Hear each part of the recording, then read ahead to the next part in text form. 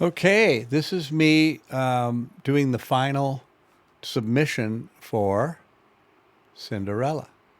And this is with my distributor, my agent, you could say, Voices by InAudio, INAUDIO, all one word. I'm very tired. It's very late. It's after 2 a.m., but I wanted to finish this today or now before I go to bed. So, quote tonight, and I'm putting in keywords that ChatGPT came up with for this audiobook. And they're really just so helpful.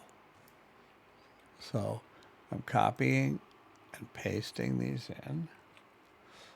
And I could ask it for, 50 more and it would probably have enough room. Well, not 50. Inspirational joy. Story for girls, that's very true. That's the first time I've seen that, like gender specific. Audio fairy tale with gentle voice. Very nice. Some of them are a little bit of a stretch, like soothing new age music story. How many people are going to search for that? But I guess you never know. Now, see, that's the 15 that they gave me, and I still have over 500 words, characters that I could. So I could do more, but I'm too tired, and I think it gets to be redundant after a while. Now, here we go. It's saying 4 to 8. Oh, so we're going to go 6 to 9 because I'm not going to do 3 to 5. Yeah. I think it might be fiction. Now, the ball sack, the BISAC codes are basically the codes that I'll show you. This was amazing. The first time I did my first book, I went through and Googled it, and I went on, and there's like thousands or many, many dozens of like the psychological things, and there's like so many categories. And then I thought for the next one, I thought, well, why don't I just ask GPT? It probably won't know. Won't be able to. It'll probably say, here's a website that you can go to. And it gives me them. It gives me the actual code numbers and the description, which is all I really need.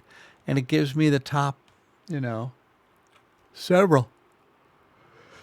It's just that is a big time saver. So what I do is it says start typing the category. Well, it's going to get it exactly because it's ChatGPT. So I go additional ball sack codes. BISAC codes. Right. Additional ball sack codes. Anyway, so we put this one in, and we should be able to click that, and I can just put in a bunch of other ones. And I'm just going to put in the 4 that it gives me. Again, on one hand, you go, well, just how many do I really need? On the other hand, what if an educator is searching for just the next one that ChatGPT would have given me and I don't put it in there? Well, I have to take that chance. We already have that one. So I can get rid of that. I'm surprised. Oh.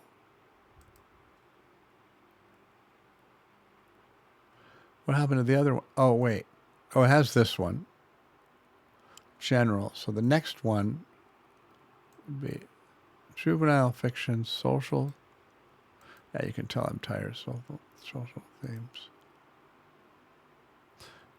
That's already on. Okay. Now we go for a third one. Sorry it's taking so long. Partly because I'm tired. This should work. Go like this. And then adds another one to the last one. I love that bedtime and dreams. That one was one of the ball sacks. BISACs for another story I was doing.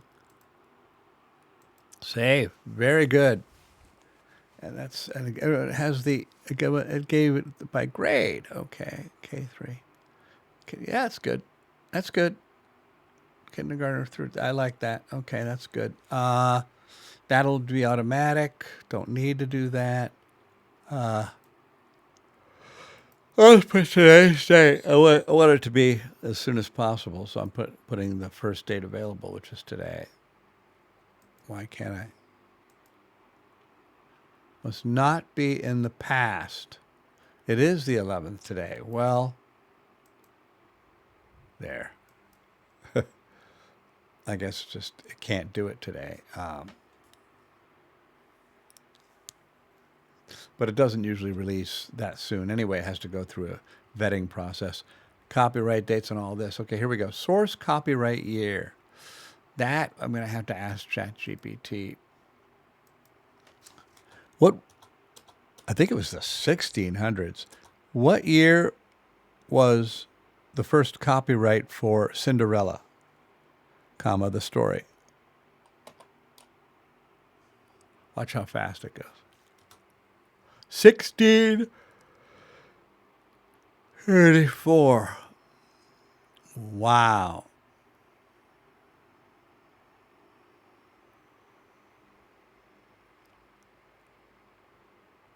Which introduced the glass sister and the fairy godmother. Well, that is the one we did. No, 1697. That's good. Good. 1697. Source copyright owner. It would be me, because it's a public domain. And then audio. Okay. Now. Oh yeah, the prices. It'll give a suggested price. Seems to always be giving me $4.15, even real short ones. This is like only 10 minutes, but I'm going to do it. $4.15. Because when I didn't do it before, it stopped it up. I got an email saying, just put that in there. Oh, $415 is too much. Thought I had a period in there. Okay. 8.3. $8.30. All right, now I did launch pricing for Chatterer, but I'm not doing that. The future. And Cinderella is a classic story. Let's see what else. There should be a submit button down. Or maybe because this is hiding it. Is this hiding it?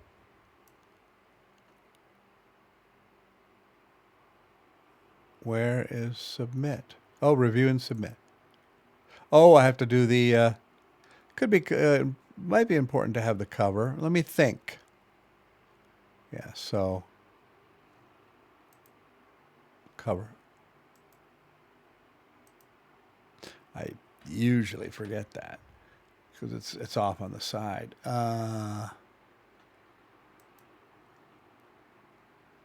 Okay, it's one of these 4 in audio. Cinderella cover. That's the one. Oh, it came out really well. I used Gemini on this one. Yeah, it's really nice. Let's see if I can show the bigger. Oh no. Oh, it's still there. Good. Okay. Now should work. Oh. Missing fields. What are missing?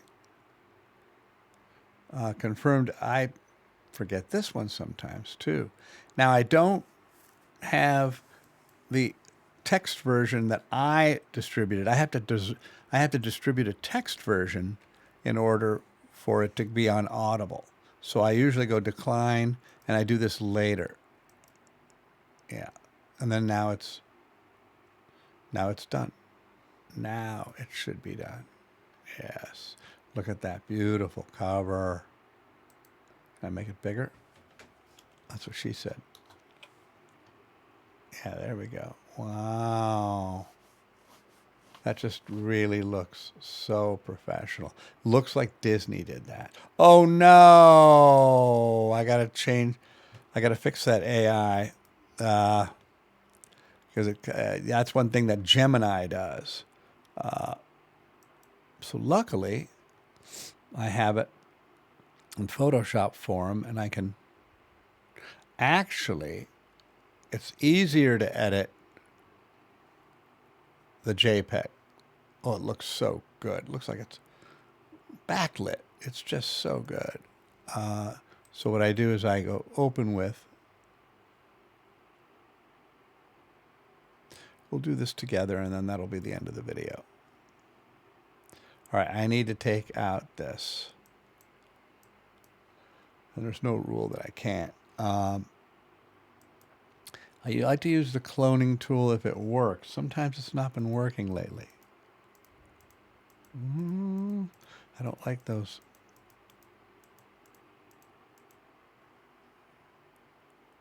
That doesn't look so bad. Let's take a look. We're zooming way in. If we make that more even, like, oh, not the last one. That is good because we add a little bit there to make it a little more. Yep, that's good. And people don't generally look down there. All right, that's good. So we are going to go, we're going to replace that one. We should be able to go bink. Now, back here, metadata. We go edit. We go remove. And we put the correct one in. Hopefully it is the new one. There it is. No AI. Beautiful. Now we go review and submit. Back to 100%. Oh. We got, hey, there we go. We did it. Wow. And so far, knock on wood, I've been, all my books have passed. None of them have come back with, well, you know, your audio levels are too low in this section, or, you know, the audio levels are not consistent, or it has to be MP3, 192 kbps, which I'm doing. But, you know, one of these things just messed up. Your title does not match your artwork, all sorts of things. Like I added myself as an author because I used ChatGPT to give me a version for young readers and whatever. I don't know if it rewrote it from its source or gave me something directly, but I then had to go through, and I think I changed a few things. I did add more dongs to the clock. It just says ding dong, the clock, you know, and I first went ding dong, and it didn't sound good. It just didn't work. And let me show you I'll play you a little bit of it, and then we'll end this puppy. But let me play you. I'll just open the actual. Let's see. Once upon a time, in a town of cobblestone streets and flowering hedges, lived a kind and gentle girl named Cinderella. Her real name had been Ella, but over time, her stepsisters had started calling her Cinderella, because she always came back from the fireplace covered in ash and soot. All right, let me show you a couple of the character voices I did. Then found and had arrived in town. Oh yeah, here's good. Here's One fine spring day, a royal messenger arrived in town. Hear ye, He called. His Majesty the King invites all young ladies to a grand ball at the palace. The prince will choose a bride. The village buzzed with excitement. Cinderella's stepsisters screamed with delight.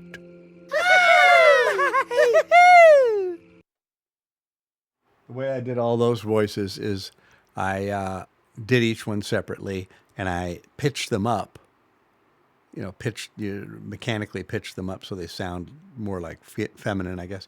And then I layered them together. I overlapped them. So that's how I got that. Sewed rough wondering. Oh yeah, listen to the stepmother, the evil stepmother, or whatever. Her stepmother raised an eyebrow. You? In that old thing? The prince would laugh you out of the room. The sisters cackled as they left her behind. Anyway, there you go. Thanks for watching. There is submitting Cinderella, which is one of the most important things I've done in this journey. It's the seventh one, the seventh audiobook now. And this project, which this particular project is 10 audiobooks released, submitted and released. Now I have 6 that are now live, 6 that have been approved and released, and they're out there in the world. Tale of Peter Rabbit, The Adventures of Cheddar, The Red Squirrel. There's a thing a little bit about a kitten that wants to find a home. It's called Silvertip Kitten on a Mission. Then I did, this might be interesting to you, but I did Hansel and Gretel, even though there is some violence there, about the witch and all that and the oven. But she kind of deserved it, and she was going to cook Hansel. So it's sort of like quid pro quo, or whatever you want to call it. It's not the greatest, but it's sort of justified. Now, I was about to do, and I also did, what else did I do? Yeah, Tale of Peter Rabbit. I think I already said that.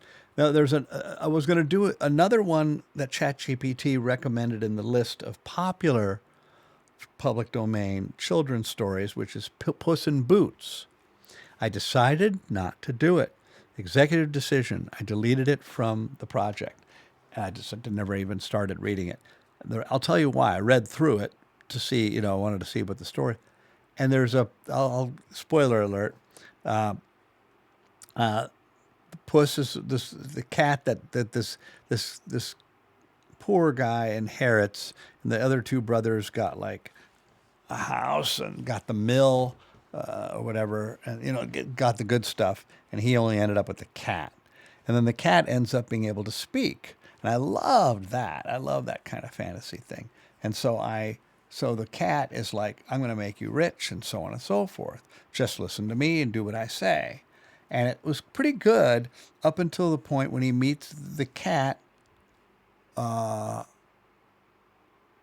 meets up with the ogre, a big ogre. Now, an ogre is an evil character, but we don't have any, at least in the version that ChatGPT gave me, there's nothing that the ogre does that justifies killing the dude.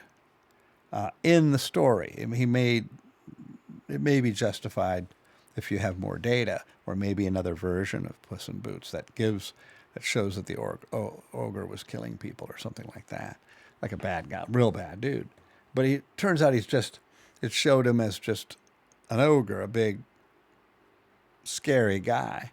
I don't remember him really doing anything evil, showing them, And then the cat, this is spoiler alert again, this is pretty big crux of he says, I heard you can turn into different things. And he goes, yeah. And he goes, first he turns into a big horse or an elephant or something like that. And he goes, wow, I bet you can't turn into a mouse. You can't turn into a little mouse, can you? Remember, this is a cat. You know where this is going. So he goes, oh, I'll show you. Turns into a mouse. The cat pounces on him. The mouse is gone. It says the ogre is gone. And that was the way and then now he's convincing these people in town that this guy, the owner, the poor kid, the poor guy, owns this big, beautiful castle, and he owns this and that, and owns this land. And the ogre owned all that stuff. Now he killed the ogre, and so now